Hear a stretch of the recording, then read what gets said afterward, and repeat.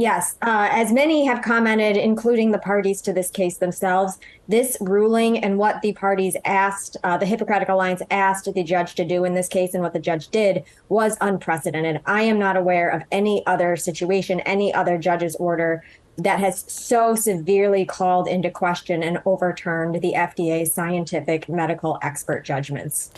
Is it an overreach for a federal state judge to rule on a countrywide effect like this? Yes, so it is it's unprecedented. It's more unprecedented with the respect to the FDA. Obviously, it's not unheard of, especially in recent years. We have seen judicial overreach in a wide number of different areas where judges in one area of the country are issuing nationwide injunctions, particularly at the district court level with something of this magnitude. It does overreach the judicial power. And another thing that overreaches the judicial power is, again, the questioning and the overturn of the FDA's scientific judgments. And it's allowing politics to really infiltrate what should be, to the extent possible, an impartial process. Yes, so give us a sense of the history of the FDA and, you know, the faith, I guess, that has been placed in it for Americans to understand the drugs that are available to them.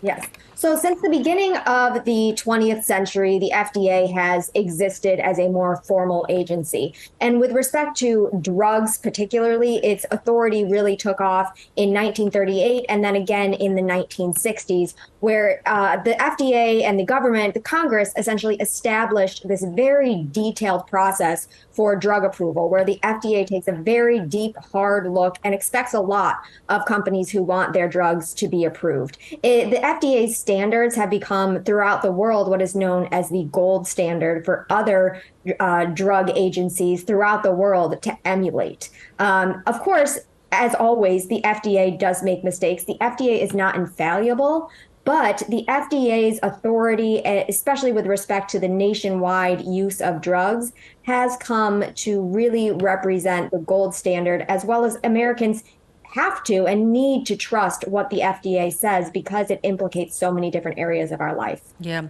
So with this abortion drug, mifepristone, this has been used for 20 years. It has very good efficacy.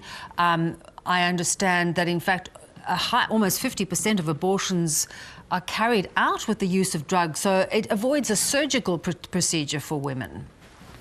Yes, absolutely. So as you mentioned, this drug has been used in relation to abortion for far more than 20 years. But with respect to the FDA and its formal approval, it was 2000. So 23 years now about that it has been deemed by the FDA as safe and effective. And importantly, throughout that 23 years of its approval, time and time again, the FDA has revisited the safety and efficacy of this drug and reiterated its findings. It has never once faltered. And in fact, it has over time realized that it's actually safer than it thought initially. And that is why we have seen some of the restrictions that were initially imposed on mifepristone fall away. Again, as you mentioned, it does avoid the need for a more serious surgical procedure that has additional risks.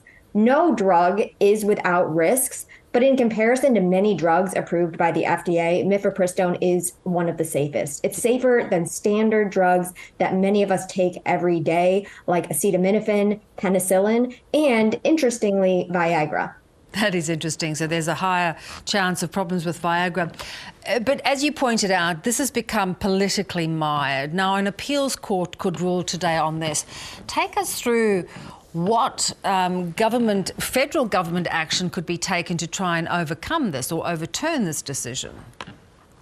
So as you mentioned, there is an appeals process going on right now. The Department of Justice has appealed to the Fifth Circuit. They have asked the Fifth Circuit, which is the step right above Judge Kaczmarek's district court, to issue a ruling by Thursday. So I think we hopefully can expect the court to respond in time, just given the pressing nature of that issue.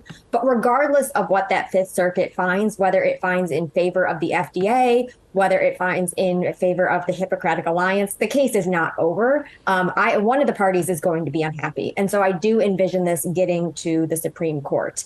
But with respect, so I think regardless of whether it's the Fifth Circuit or the FDA or the Hippocratic Alliance going to the Supreme Court, someone is going to ask the Supreme Court to take this up, which is much more likely now that we also have kind of that dueling order coming from the Washington court, which said, FDA, you cannot take any more actions that further restrict mifepristone. So the FDA has kind of got two contradictory ruling telling it to keep mifepristone available and another to say you have to stay the approval and not make it available.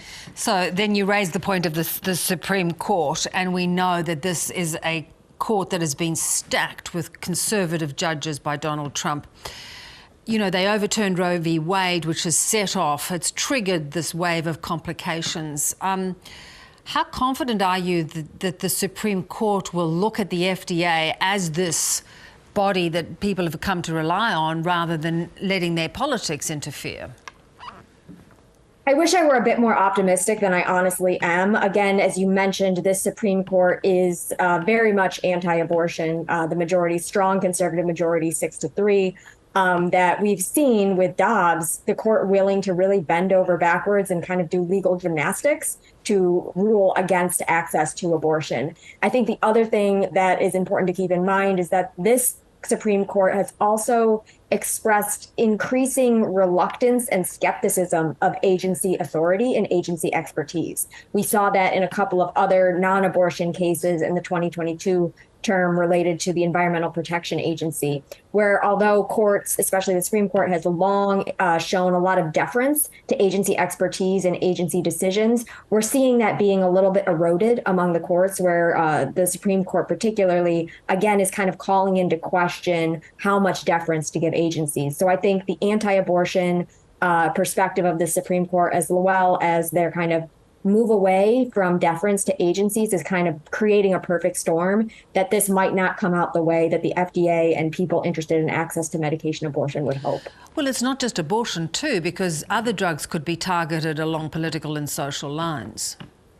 Absolutely. And it's not even just political and social lines. So I think obviously the first, the most immediate thing we might see is other socially, ethically, politically controversial drugs and medical treatments being attacked in courts by those who disagree with the FDA's decisions on these treatments. I mean, vaccines, that's a perfect example. We saw that. We still see it, obviously, every day, especially spiking during the COVID-19 pandemic, a lot of dissension over vaccines. So I would imagine that people would challenge those under these same grounds. But also, this opens it up to even drugs that aren't necessarily all that politically and ethically controversial. Say you have drug X approved for one company, a competitor is not happy that that drug is approved. That competitor, through an anti-competitive stance, could try to go after its competitors to try to keep it off the market, maybe not forever, but at least tie it up in the courts. Yeah. So I think this is even broader than just kind of our socially and ethically controversial medicines as well.